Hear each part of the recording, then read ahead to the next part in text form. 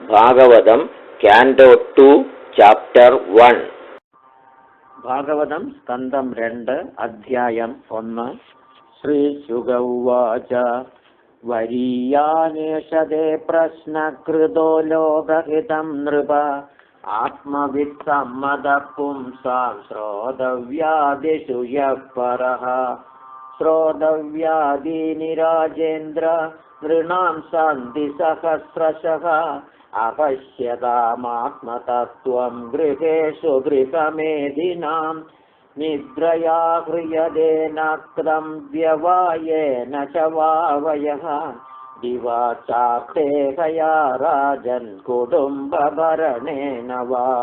ദേഹാപത്യകളത്രാദിഷ്വാത്മസൈന്യേഷ്വസത്സ്വഭി തേഷാം പ്രമത്തോ നിധനം പശ്യന്നപി ന പശ്യതി തസ്മാത് ഭാരത സർവാത്മാ ഭഗവാനീശ്വരോ ഹരിഃ ശ്രോതവ്യഃ കീർത്തിതവ്യശ്ച സ്മർത്തവ്യശ്ചേച്ഛതാ ഭയം യേതാവാൻ സാംഖ്യയോഗാഭ്യാം സ്വധർമ്മപരിനിഷ്ഠയാ ജന്മലാഭഃ പരപുംസാമന്ദേ നാരായണ സ്മൃതിഃ പ്രായേണ മുനയോ രാജന്നിവൃത്താ വിധിഷേധതഃ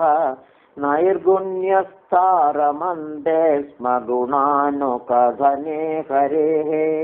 ഇദം ഭാഗവതം നാമ പുരാണം ബ്രഹ്മസംഹിതം അധീതവാൻ ദ്വാപരാദൗ പിതുർദ്വൈപായനാദഹം പരിനിഷ്ഠിതോ വിനൈർഗുണ്യ ഉത്തമ ശ്ലോകലീലയാ ഗൃഹീതചേതാ രാജർഷേ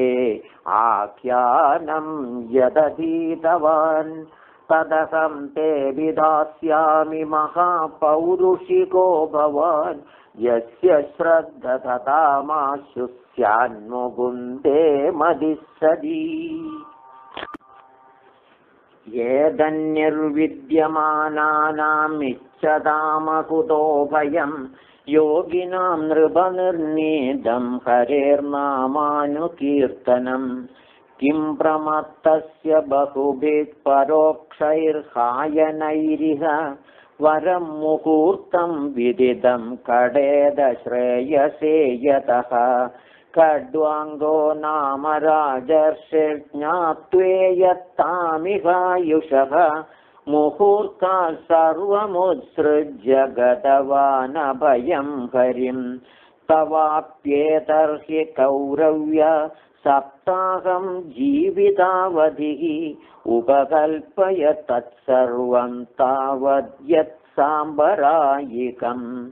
അന്ധകാലേ ദുപുരുഷ ആഗതേ ഗതസാധ്വസഃ ചിന്താദസംഗശസ്ത്രേണ സ്പൃഹാം ദേഹേനുയേ ചദം ഗൃഹാത് പ്രവ്രജിതോ ധീരഃ പുണ്യതീർത്ഥജലാപ്ലുതഃ ശുചൗ വിവിക്തആസീനോ വിധിവത് കൽപിതാസനെ അഭ്യസേന്മനസാ ശുദ്ധം ത്രിവൃദ് ബ്രഹ്മാക്ഷരം പരം മനോ യച്ഛേജ്ജിതശ്വാസോ ബ്രഹ്മബീജമവിസ്മരൻ നിയച്ഛേദ്വിഷയേഭ്യോക്സാൻ മനസാ ബുദ്ധിസാരഥിഃ മനഃകർമ്മഭിരാക്ഷിപ്തം ശുഭാർത്തെ ധാരയേദ്ധിയാ തത്രൈകാവയവം ധ്യായേദവ്യുച്ഛിന്യേന ചേതസാ മനോ നിർവിഷയം യുങ്ക്ത്വാ തത കിഞ്ചന ന സ്മരേത് രജസ്തമോഭ്യാമാക്ഷിപ്തം വിമൂഢം മന ആത്മനഃ യച്ഛേദ്ധാരണയാ ധീരോ ഹന്തിയാ തത്കൃതം മലം യസ്യാം സംധര്യമാണായാം യോഗിനോ ഭക്തിലക്ഷണഃ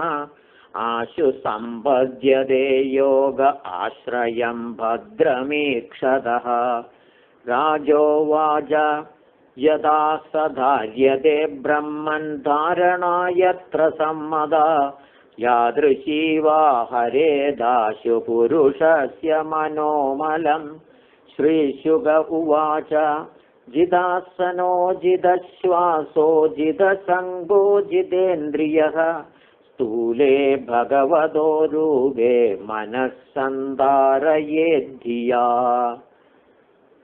विशेषतस्य देहोऽयं स्तविष्टश्च स्थवीयसां यत्रेदं दृश्यते विश्वं भूतं भव्यं भवच्च स। आण्डकोशे शरीरेऽस्मिन् सप्तावरणसंयुधे वैराजपुरुषो योऽसौ भगवान् धारणाश्रयः।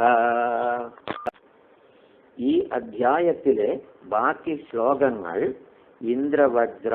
ഉപേന്ദ്രവജ്ര അല്ലെങ്കിൽ ഉപജാതി എന്നീ വൃത്തങ്ങളിലെ ഏതെങ്കിലും ഒരു വൃത്തത്തിൽ ആണ്. പാതാളമേധസ്യ ഹി പാദമൂലം പഠന്തി പാർഷ്ണി പ്രഭതേരസാതലം മഹാതലം വിശ്വസൃജോദഗുൽഫൗ തലാതലം വൈ പുരുഷസ്യ ജംഘേ ദ്വേ ജാനുനീസുതലം വിശ്വമൂർത്തേരൂഢുദ്വയം വിതലം ചാതലം ച മഹീതലം തജ്ജഗനം മഹീപദേ നഭസ്ഥലം നാഭിശരോ ഗൃണന്തി ഉരസ്ഥലം ജ്യോതിരനീകമസ്യഗ്രീവാമഹർവദനം വൈജനോസ്യ തപോരരാഡിം വിദുരാദിപുംസഃ സത്യം ദുശീർഷാണി സഹസ്രശീർഷ്ണഃ ഇന്ദ്രാദയോ ബാഹവ ആഹുരുസ്രാ കർണൗ ദിശശ്രോത്രമമുഷ്യ ശബ്ദഃ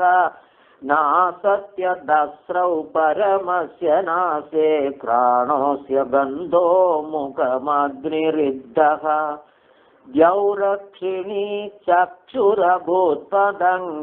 പശ്മാണി വിഷ്ണോരഹനീ ഉഭേ ച തദ്ഭ്രൂവിജൃംഭഃ പരിമേഷ്ടിധിഷ്ണ്യം മാഭോസ്യ താലൂരസ ഏവ ജിഹ്വാ ചന്ദാംസ്യനന്ദസ്യ ശിരോ ഗൃണന്തിദം ശ്രായമസ്നേഹകലാദ്വിജാനി ആസോ ജനോന്മാദകരീ ച മായാ ദുരന്തസർഗോ യദപാംഗമോക്ഷഃ വ്രീഡോത്തരോഷ്ടോദര ഏവ ലോഭോ ധർമ്മസ്തനോ ധർമ്മപദോസ്യ പൃഷ്ടം കസ്തസ്യ മേഢ്രം വൃഷണൗ ച മിത്രൗ കുക്ഷിഃ സമുദ്രാ ഗിരിയോസ്തി സംഘാഃ നദ്യോസ്യ നാഡ്യോധ തനൂരുഹാണി മഹീരുഹാ വിശ്വതനോർനൃപേന്ദ്ര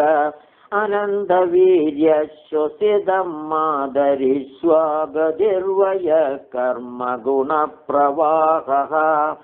ഈശസ്യ കേശാൻ വിദുരംബുവാഹാൻ വാസസ്തു സന്ധ്യാം കുരുവല്യഭൂമ്നഃ അവ്യക്തമാഹുർഹൃദയം മനശ്ച സച്ചന്ദ്രമാ സർവവികാരകോശഃ വിജ്ഞാനശക്തിം മഹിമാമനന്തി സർവാത്മനോന്ധകരണം ഗിരിത്രം അശ്വാശ്വതര്യുഷ്ട്രഗജാനകാനി സർവേ മൃഗാ പശവഃ ശ്രോണിദേശേ വയാംസി തദ്വ്യാകരണം വിചിത്രം മനുർമനീഷാ മനുജോ നിവാസഃ ഗന്ധർവവിദ്യാധരചാരണാക്ഷരസ്വരസ്മൃതിരസുരാനീകവീര്യഃ ബ്രഹ്മാനനം ക്ഷത്രഭുജോ മഹാത്മാ വിദുരുരംഘ്രിശ്രിതകൃഷ്ണവർണ്ണഃ നാനാഭിധാഭിജ്യഗണോപപന്നോ ദ്രവ്യാത്മകഃ കർമ്മവിധാനയോഗഃ ഇയാനസാവീശ്വര വിഗ്രഹസ്യ യഃ സന്നിവേശഃ തദിദോ മയാദേ സന്ധാര്യതേസ്മിൻ വപുഷി സ്ഥവിഷ്ടേ മനസ്വബുദ്ധ്യാനയദോസ്തി കിഞ്ചിത് स सर्वधीवृत्यनुभूत सर्व आत्मा यथा स्वप्नजनेक्षितैकः तं सत्यमानन्दनिधिं भजेदनान्यत्र सज्जेद्यद आत्मपादः। इति श्रीमद्भागवते महापुराणे पारमहंस्यां संहितायां द्वितीयस्कन्धे महापुरुषसंस्थानो वर्णने प्रथमोऽध्यायः।